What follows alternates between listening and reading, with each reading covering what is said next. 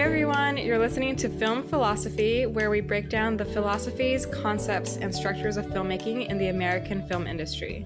We are filmmakers Tiffany Francis, Andrew Coles, and Nzinga Murray. Film Philosophy is brought to you by The Mission Entertainment. Today's episode features Maegan Houang, and the topic that we are tackling is forgotten stories in cinema.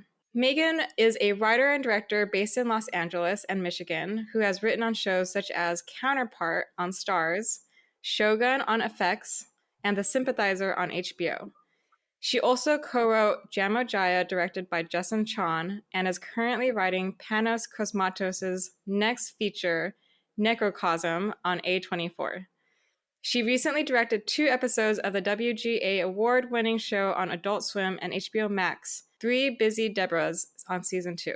Her short film, In Full Bloom, premiered on Short of the Week, and she has also directed music videos for artists such as Mitski, Hana Vu, Vagabond, and Charlie Bliss. We chose Maegan for this topic because the inspiration behind her most recent short film relates closely to our topic of forgotten stories in cinema. Her short film, Astonishing Little Feat, is about Houang Moi, the first documented Chinese woman to come to the United States. Maegan's work also primarily focuses on the complexity of the Asian American experience, intergenerational trauma, and her own experience living as a mixed-race American. So I just felt like she would have a lot to impart with us. So, okay, welcome, Maegan. Thank you so much for joining us. Thank you so much for having me. I'm really excited to be here. Yay. All right, so we're going to get into it. As you know, I was already blown away by your film and the inspiration behind it. And I really thought it was like a really, truly powerful message. I think about forgotten history often. And whenever there's like a period piece, there's literally no Asians in the center of the story. Why do you feel like it's important for you to tell forgotten stories? And why have you chosen to examine this part of history in your work? That's such a great question. It's something I think a lot about. My mom is Swedish American, and one line of her family is what I like to call pan-European American white. And we have ancestors on that side that go all the way back to the 1600s in the United States. And it's really interesting for me to think about, which I've actually only recently discovered, but it's so easy to find information about them and to know about their lives and to imagine their lives because of how I grew up in Michigan, you know, with a lot of white culture, a lot of white-based history, because that's just the way we learn things. And I really didn't learn anything about Asian American history. I feel like I grew up under the impression, because my dad is an immigrant from Hong Kong, that Asians just came here. And it was even hard for me when, you know, you're assigned one book in high school, 1,000 Pieces of Gold, to sort of let you know that there were some, that it doesn't feel real. It feels like an exception and not the norm. And the more I've learned about American history, the more I really see how many different types of people have been living here for so long. And by America, I don't mean the United States. I really mean all of the Americas. Mm-hmm. I think a lot about how I believe in the 1500s, there were a lot of Japanese people in Mexico.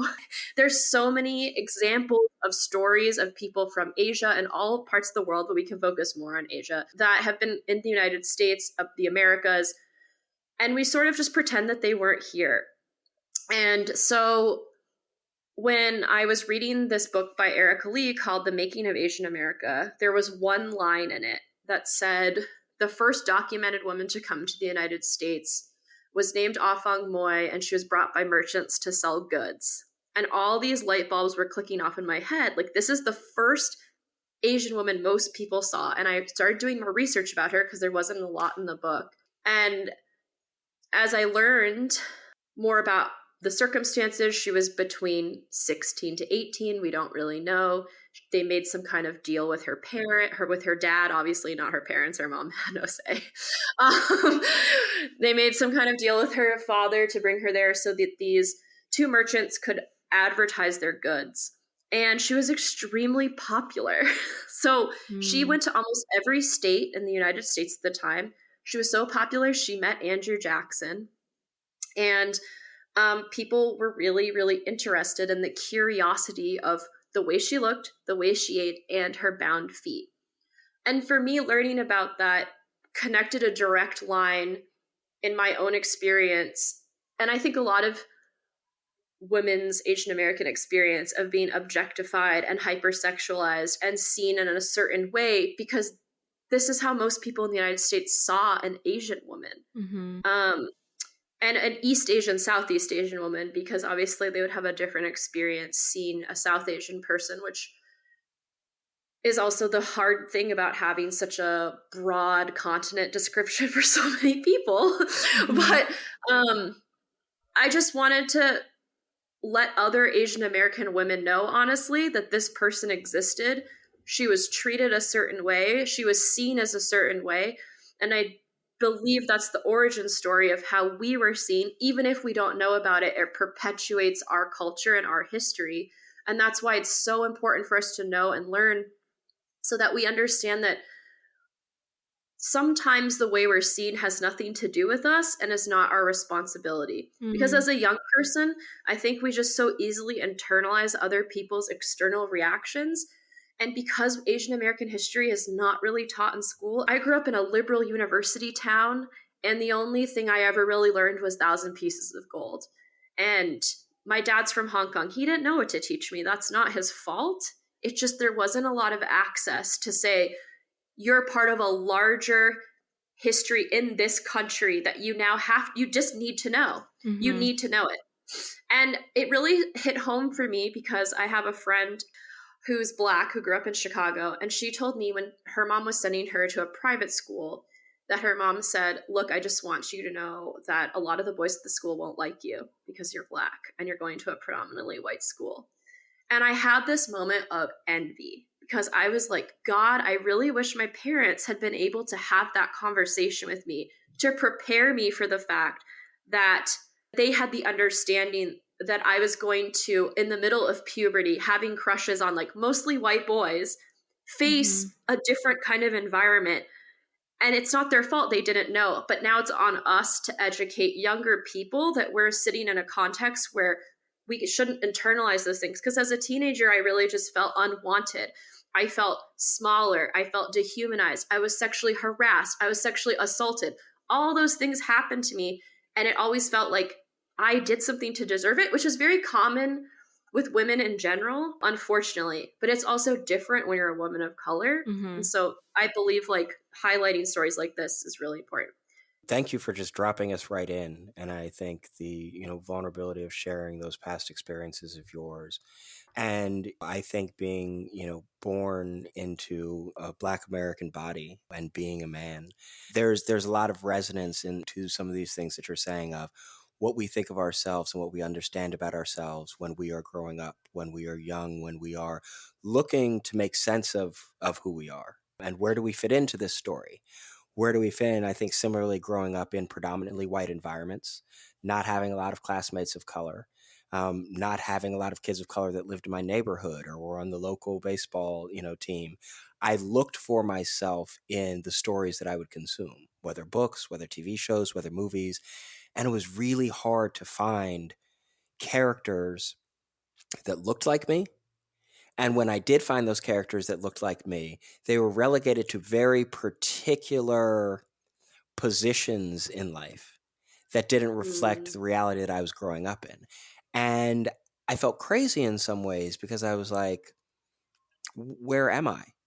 And if I don't see myself reflected, in order to be reflected, in order to be valued, do I need to change? Do I need to be something else? Do I need to dress a certain way or listen to certain music? And I think that push and pull of the pressure to assimilate, the pressure to fit in, we feel that pressure so uniquely when we are young people because we're just making our way in the world. And I think the power that we have as storytellers, and particularly in this moment where storytellers of color have more access, have more reach, have more visibility than we've ever had before. And simultaneously, because of the democratization of content creation and distribution, we also have more reach and access to an audience that needs these stories, that needs these reflections. And so I really appreciate you just dropping us into the crux of what this is for you and where this comes from. And again, having watched your film, it's a really lovely piece of work. and also really horrifying, which, it feels the intent. But having sat in those spaces, predominantly white spaces, feeling eyes on me, feeling eyes that are raking over me, looking for my differences, being like, oh, what's going on? There was so much that I related to, and I just really appreciate you mining your experience, putting it into this film and connecting the dots for us of who you're doing it for and why you're doing it. It all falls so neatly into place, and I just really appreciate you for doing this work and being so intentional about it. Thank you so much. Yeah, I think the other thing I thought a lot about is like the entitlement that people feel to see things about you that you don't necessarily want to share, or to ask questions about things that aren't their business, Mm. and to cross all those lines that we shouldn't do to anyone. And another thing I really did want to explore in this film is that I believe people watching the film want to see her foot too, because I think we're all sort of capable and guilty of these tendencies. And it's really important for us to see that within ourselves. And I think that that does make people really uncomfortable watching it. I did not want this to feel like trauma porn. Mm-hmm. And I wanted it to feel like a push and pull for the viewer, where you're not fully aligned with her. And sometimes you might feel uncomfortably aligned with the men in a way that I think I've sometimes gotten feedback of they don't feel real. And I'm like, I think you don't feel like you can connect with that point of view because it's not good. I think part of being a person is accepting that we're all capable of really terrible things. And that's how we avoid doing them. I love that.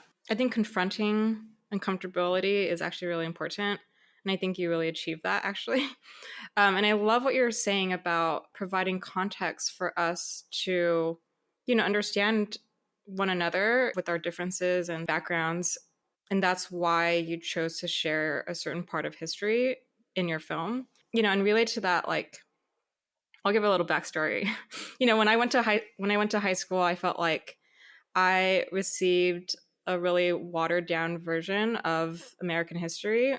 And, when I went to college, I started to finally learn about all the things that I kind of missed out on in terms of my education, things that weren't really taught to us. There was a lot of details that were left out, a lot of things that were just sort of very specific, Christopher Columbus and the gold rush and all these different little things, which is, important to know about. But there's a lot of things I felt like were purposely skipped over.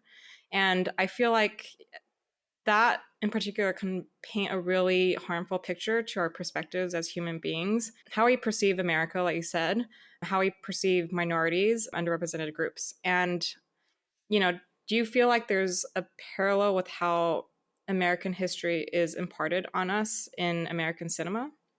Oh, absolutely. I mean, I think that American cinema, in my mind, and I'm oversimplifying, but just to make a point, I suppose, because it's Mm-hmm. not universally true. But I do think that a lot of American cinema was designed to put forward an idea of the American dream. And that dream looks a really particular way.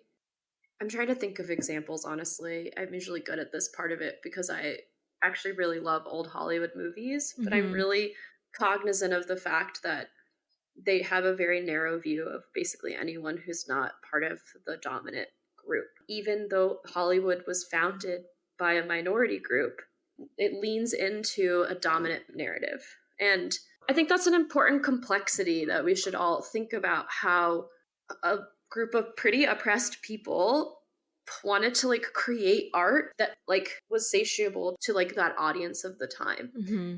The reality is that within a 25-year span, there were two films that had an all Asian cast made by Hollywood.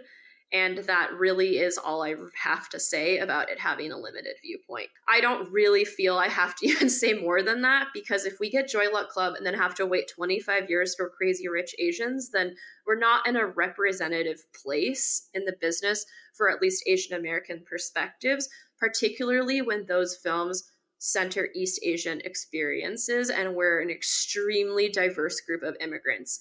So I think that by nature, by that alone, we're receiving a very limited point of view of experience in our country. And what's exciting in a way is that we are getting more and more opportunities to expand what that is. But because I believe through historically things are quite cyclical, I do think the fight to maintain that, like, again, 25 years. I watch movies from the 90s and some of them are really diverse. Some of them have actors, like some of them actually cast people of color in a way that is nothing to do with them being a person of color, that is actually in a very multicultural way, because that was actually really trendy in the 90s. So why do we see a shift in the 2000s back to something different? And those are the kinds of things we have to look at in the scope of history so that we're preventing those lapses or just moving backwards in time. But we have to be prepared that those are also natural, but also a reality I think that we'll see soon. I love this, and it makes me think, when you talk about the foundation and the formation of Hollywood, and I have not finished the book yet, but I'm working through An Empire of Their Own by Neil Gabler, which is, I've read that book. Yeah, it's a great book. I'm really enjoying it, and that's what your comment made me think about. Of again, you have mostly Eastern European Jewish immigrants who have come to the United States, have moved to the West Coast because of the prejudice that they faced on the East Coast, and the West Coast was, represented, a wide open space and opportunity. And so you have the forefathers of Hollywood who are constructing their idea of the American dream, which in some ways feels like an aspirational activity so that they might assimilate and become seen as white, in the context of America. So then you just think about the sort of hall of mirrors that our industry has been and arguably continues to be. Where is this based in the actuality of our experience? Because even when we think about the number of people from various European countries, from various countries around the world, obviously the presence of many people from the continent of Africa who came here against their will. But when we think about early Hollywood movies, when we think about the golden age of Hollywood movies, like, we're not there. We don't exist. And so Hollywood, has this incredible ability to rewrite history. And I think that's one of the things that I find really fascinating. And again, another historical precedent, thinking about, D.W. Griffith's The Birth of a Nation. So the first anti-terrorism laws passed in the United States were passed in, the early 1870s, I think 1871, to specifically combat the rise of the KKK, during Reconstruction. Those anti-terror laws are so effective that by the 1880s, the KKK is pretty much wiped out. It doesn't exist in the ways that it did. And then you have D.W. Griffith make The Birth of a Nation, which was inspired by the book called The Klansman. And you have the president at the time, Woodrow Wilson, say, "This is history writ in lightning." And just to think about what that is, that a sitting American president would look at that film and be like, "Yep, that's our history. That's how we got here." That's a whole other conversation. But then looking at the power of that film leading to and inspiring a resurgence of the Klan in ways that our country hadn't seen for 40 years. And so to see again what these images, how powerful these images are, how inspiring they are, both for good and for ill, it really, I think, requires any of us who are filmmakers to be very intentional about what we're creating. Because this is not a zero-sum game. This is not, we're just making this and it goes out. Like, it has a real world effect.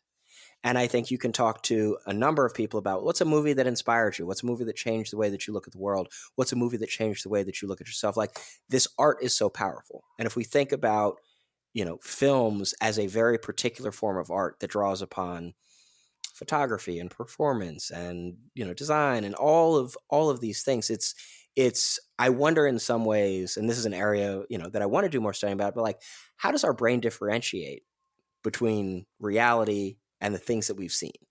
And what is the process that happens there? I think about this all the time. So, like, there's a lot of, I'm not going to know all their names, but there are a lot of Holocaust historians who think fictionalizations of the Holocaust are immoral. And I think that is an extremely interesting point of view that I like to sit with and see both sides. Because on the one hand, I do agree it desensitizes people to something that is extremely incomprehensibly horrific and should never happen again.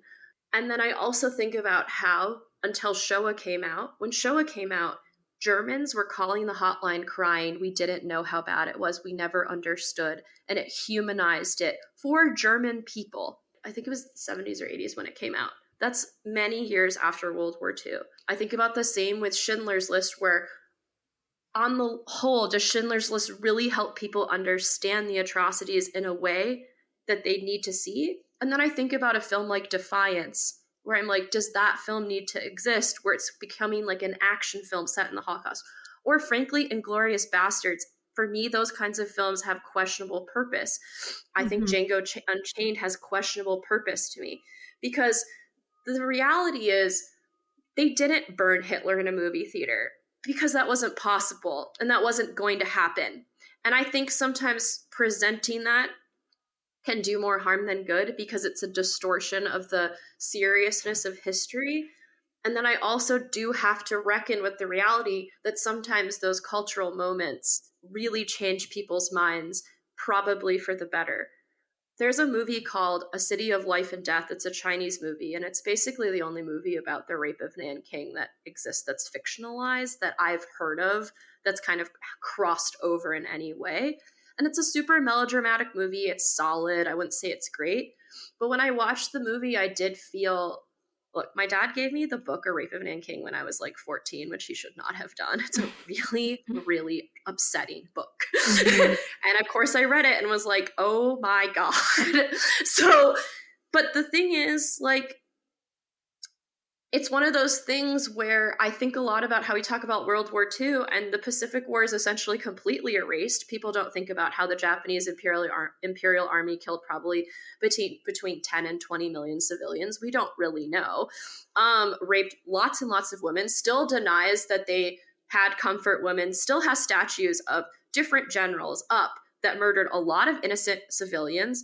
And, you know, those are realities that we kind of deal with. And part of the reason it still happens is because most people don't know about it. Most people don't know about all those things.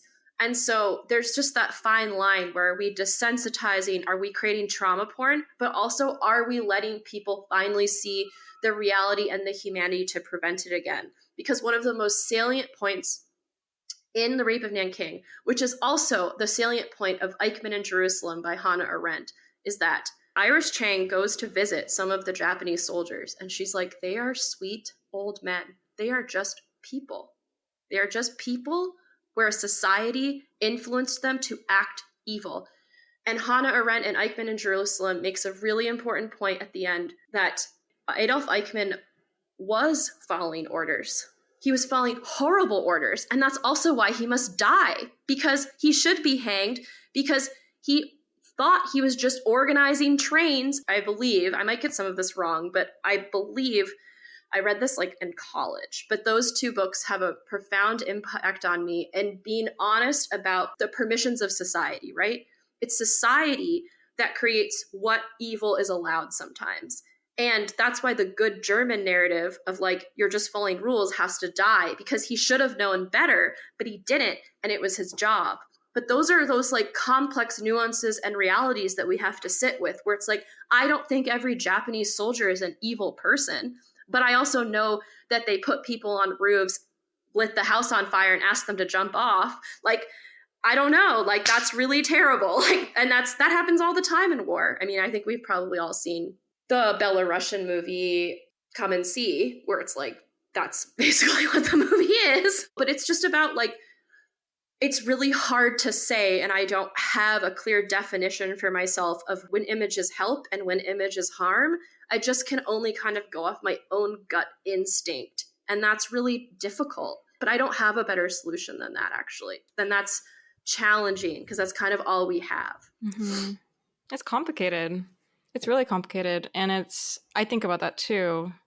Like, what the responsibility of us as, you know, cinema makers, right? Like, What kind of things are we imparting on people, and how does that influence culture, and how much responsibility do people actually feel? I feel like a lot of people in Hollywood don't have that or don't feel that responsibility, but they actually have a great amount of weight on them that they can influence culture. Andrew, what were you going to say? No, it's so incredibly difficult. And I think I struggle with this question myself sometimes because, I've thought about it, as I produced the movie Queen and Slim. And when it came out, there were a lot of people, especially within the Black community, who were like, this was incredibly painful to watch. This movie hurts. Like the way that this movie ends and sort of where it all goes, it hurts. And it feels like wounds being torn open again. And I appreciate that feedback and I can understand it because, you know, I've watched that movie a couple of times, but I haven't revisited it in a while because it is difficult and it is painful. And it's in some ways, and it's the idea of how do we keep things in collective memory? How do we talk about these things? And I think for us as filmmakers in the process of making Queen and Slim, there were a lot of conversations around how do we convey some of what we're feeling? How do we convey the pain? How do we convey the trauma of what it is to hear about someone who didn't do anything wrong, who's now no longer alive? They were killed by the state, and it's not really anyone's fault. That's a very tough place to live. And what I've thought about in the last few years since the movie has come out is this question of what audiences do I want to serve? Who do I want to speak to?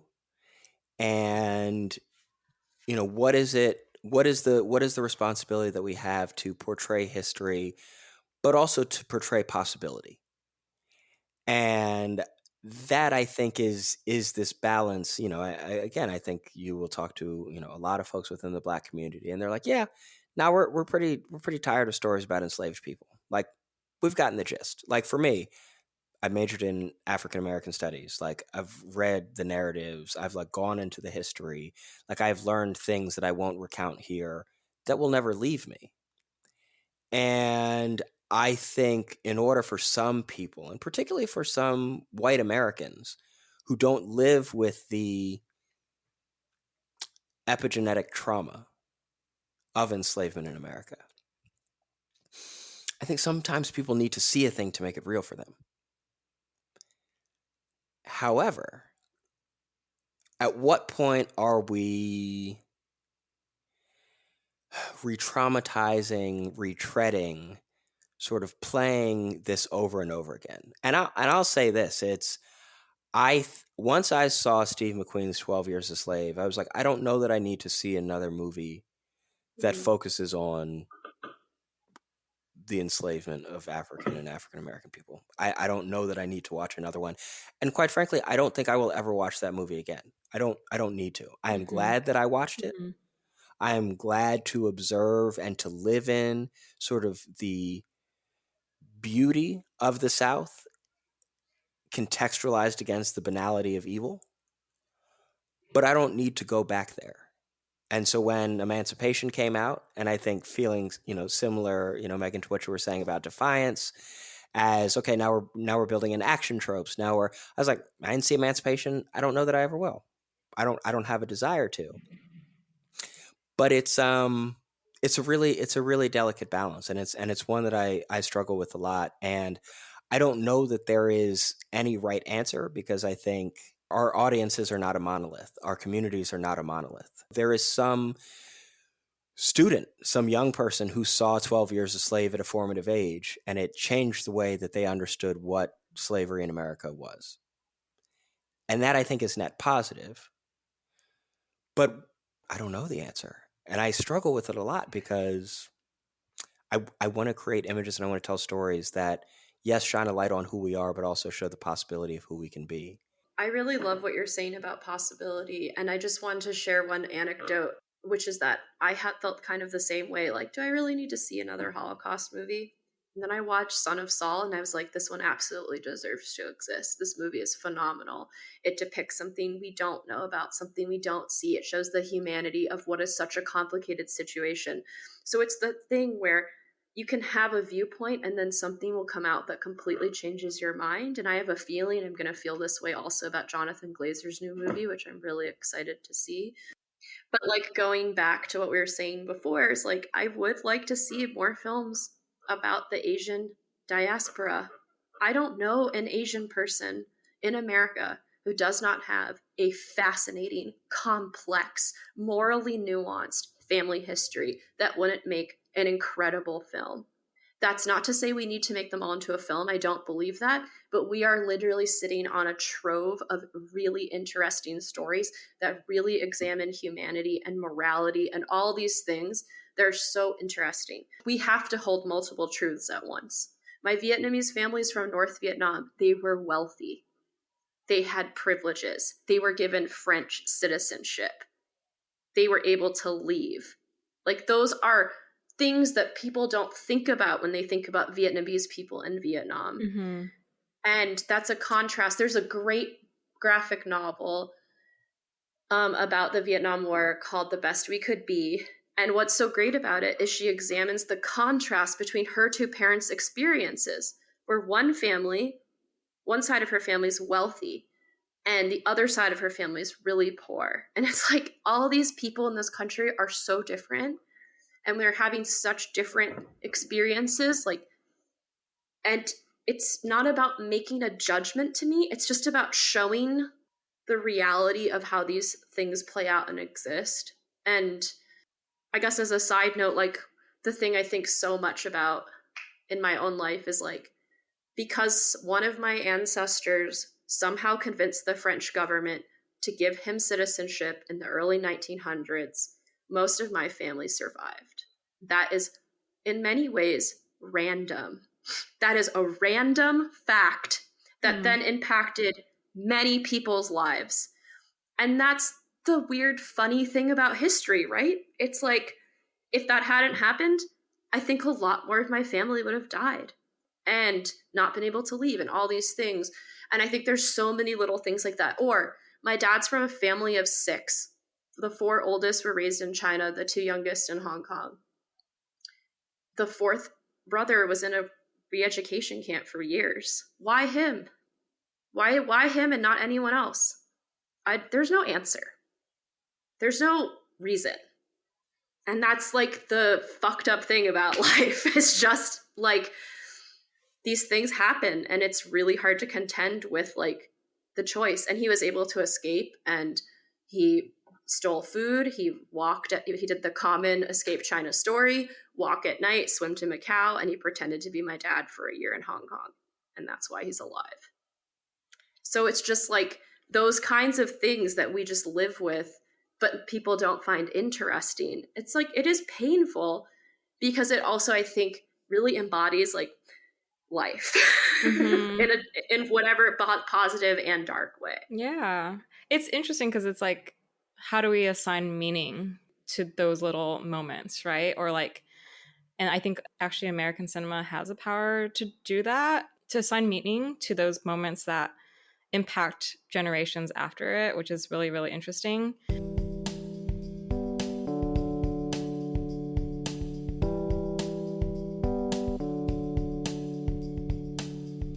And actually that brings me to the next point, which is like, I don't think this has to be about Asian American Pacific, history only, but do you feel like people's perceptions haven't opened up as a result of these stories that haven't yet been told? Like, what do you feel like the long-term effect of missing out on these forgotten stories, for over 100 years in American cinema history has been?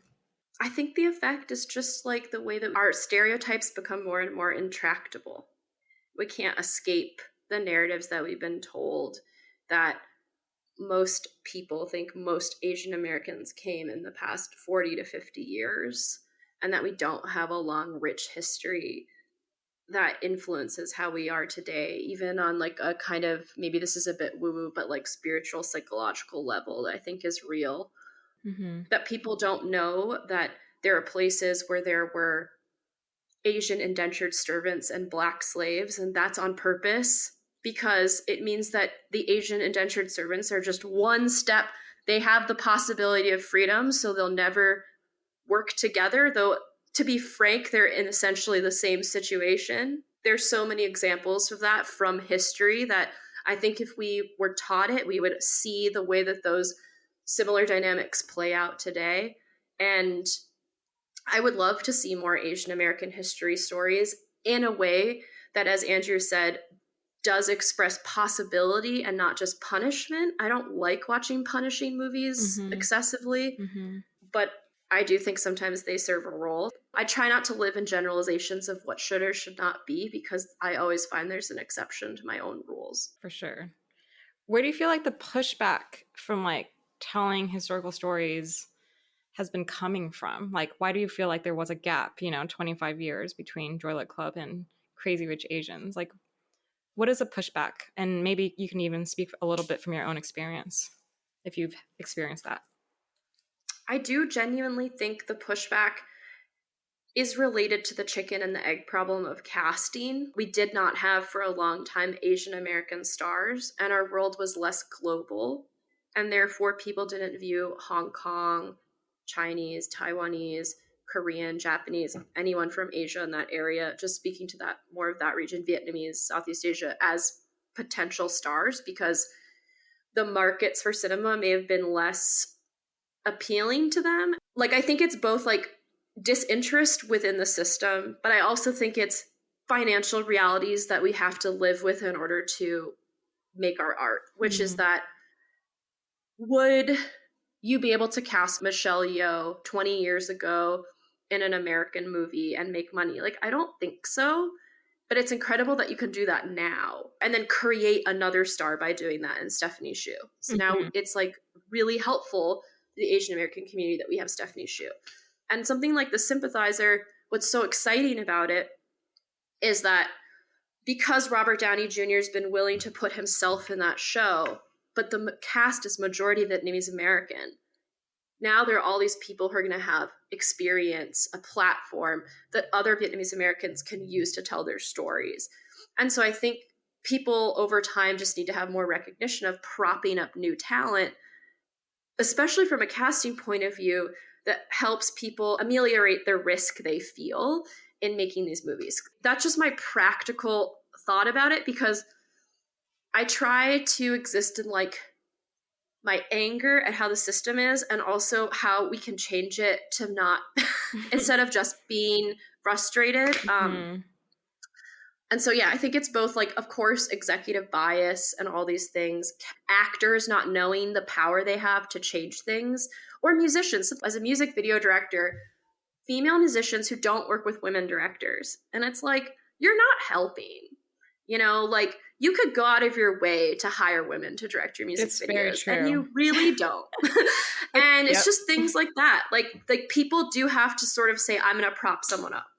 That's what I'm doing here. That is very true. I think about that too. I used to direct music videos as well. And I always thought about that. Like, why do people always choose the obvious choice, because that person was already getting lots of work. Like, why not use your platform, as a way to bolster other people? And then that person will eventually also bolster other people. Yeah, it is a weird cycle of unfortunate mishaps that, we could possibly change moving forward. And coming to that point of view, actually, I wanted to know, we always have like a call to action discussion at the end of our podcast. What do you feel like are solutions and ideas for change in terms of maybe how to remedy the forgotten stories that we haven't seen? We always want to leave people with an action plan, for those who are listening, or whether they're people in power, someone who can hire the right types of people, or whatever it is. What are real actionable things that people can do to change this moving forward? I think in this moment of so much knowledge getting learned from social media and all those things, I just really implore people to read books and watch documentaries that give them insight into perspectives and realities that they don't have themselves. And that sounds maybe idealistic, but I just think there's a real instinct right now to go on TikTok and Instagram and think that people can really explain something to you. And while you might learn something from it, it's just never going to be the same as reading a book. Sorry. And, like imagine, Andrew, like a 2-minute TikTok video about the East European Jewish immigrants who founded Hollywood versus reading Neil Gabler's incredible book. It's just not the same. It doesn't have the nuance. So from an Asian American perspective, I would recommend reading The Making of Asian America. I would recommend watching the PBS documentary on Asians in America, because when I watched that, I thought, I hope some smart person options the rights to every single one of these stories. If you're listening, there's a great story, a great World War II epic to be made in the Japanese family who had a son return to Japan and fight in the Japanese Imperial Army while his own brothers fought for the US. That's a great movie. It's actually an incredible film. I'm not the person to tell it, but someone is. And there's just so many things like that, which is just look beyond yourself. And it sounds simple, but it's something I personally have just really wanted right now, which is, just seek out a multitude of points of view, and then you're going to see the humanity and the fascinating stories that could get told that are not being told. And yeah, like that movie oh God, I think about that movie all the time. I'm like, who is going to make it? Like it's like, this was a family who literally put an American flag on their house in the 1920s and 30s, and then they were put into internment camps. Mm-hmm. It is the ultimate contrast of all those things at the same time. Maybe you could write it. So, yeah. It's not for me. I also think it's really important to know like what your strengths and weaknesses are as a Very filmmaker true. and as an executive. And like, I don't want to make that. I want a Japanese American to make that movie. That's true.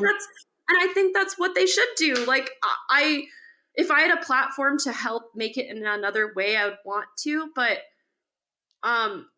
that's, like someone was offering me a story that was about Korean American skin care, and I was like, that sounds so cool, but like but does it relate to you? And I don't believe you have to have the exact experience to do something at all. Right.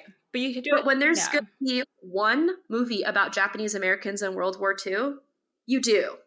That's the thing. When there's one, it's different. Right. If there's 20, it's okay. That's really the thing for me. I feel like Andrew might have a client that might be the right yeah, person. I'm like, all right, I gotta go check this out. I gotta be maybe hitting you up to EP and like come along on the journey with us. I'll do whatever. I just genuinely am like, why? It's so good. Totally. I could see that actually. And like literally no one knows about the Pacific War. Please go learn about the Pacific War. Please. Yes, please. For the love of God. It's affected everything that any person from that region has experienced now. I know, right? Andrew, did you have anything to say?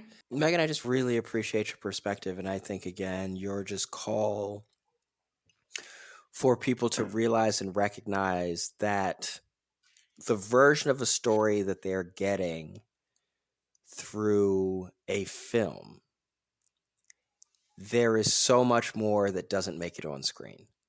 And I think there's even variation between those 2 points, where it's like a film that goes through the Hollywood system with all of its structures, with the hierarchy, with who has decision-making power, who has financing power, who has greenlighting power.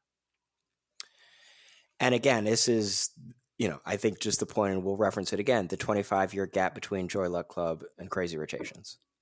We'll just say that. So like that's indicative of when things come through mainstream Hollywood avenues, you have to look at them in a particular way. And I feel like even, that's something with Queen and Slim where it was like, yes, it was independently financed, but it was released by Universal. Universal had thoughts, it is touched by the system. I think things that go through the independent, route, um, may be able to capture the depth, the texture, the nuance a bit more. But still, it's a story that's being pared down to 90 to, 150 minutes. I think just the call to remember that film is a very particular method of storytelling that is meant to evoke certain emotions, that is meant to be digestible in a discrete time frame, that relies on some of the tropes of the form, but that for education, for history, if you see a story, research it, look into it, watch a documentary, read a book, read some articles, find some first person testimonies of folks who actually lived that experience to round out and deepen your understanding of that issue, that event, that cause. Because there is something that is inherently reductive about the medium that we work in, that it is very useful to supplement. Like if your goal is to learn, you have to supplement what you learn from films with other sources. And I think that sometimes gets lost. And I think we're trained out of it in some ways, even going back to school, where it's like, all right, guys, we're going to watch, we're learning about Civil War. We're going to watch Glory. And it's like, yo, I appreciate the 54th. I appreciate what they did. I appreciate Denzel's single tear. Like, I love all of it. But that's not the real history. Those are not the accounts. That's not. And so I think it's just a call. It's like, remember, be mindful of the source, be mindful of the form, Yes. and be curious, because there is so much to learn. I just want to add to that because I resonate so much with what you're saying, and I want to take it down to an even more personal level. Everyone has had human experience that impacts how they think. And that is one way that they think. And that isn't right or wrong necessarily. It can be. Obviously, we all have boundaries. But like having space for the fact that people's own lived experiences affect their points of view, the way that a movie is a snapshot of a time of someone's personal experience, Yep. is really important. And it's especially important right now, where I think about this a lot. I have family who lived through communist China, authoritarian regime. They're very conservative. Who am I to tell them not to be? Honestly, I could try to like bounce it down, but I also have to sit with the fact that I didn't live through what they lived through. I don't know how that feels. Do I agree with them? No, but it's inhumane and unfair to them not to think about how those experiences impacted them. And it doesn't make them good or evil in that way. It's just who they are because of what they went through. And we have to sit with that reality that that's how people form opinions. That's how movies are also made. It's the same idea, and they don't represent whole images of any society. It's what you're saying, multiple testimonies, multiple points of view, holistic thinking. That is so important, especially now. Absolutely. I love the way that you frame that. And, we always do a little philosophical wrap up at the end, which you kind of just gave us actually, but I'm going to ask you one more time. Do you have any philosophical musings on our topic? End us with with the final thought. I guess, yeah, my final thought is like, every person owes it to themselves and other humans to avoid selective humanity to the best of their ability at all times. And to participate in selective humanity has only wrought more pain upon people over history. And that's why history is so important to learn, that it's about holding space for all sorts of people, all sorts of experiences, and doing everything in our power to protect others, and just not participating in demonizing, dehumanization, selective humanity. Those things are the enemy of society, justice, and peace. Incredible. This was such a beautiful discussion that, I wish I could have every day with my friends, honestly. Not everyone wants to go there, you know. So I want to thank you honestly for just, you know, speaking from your perspective and having so much respect for history and the context of why we make stories. So thank you so much, Maegan. Really appreciate you. Thank you so much for having me. Thank you so much.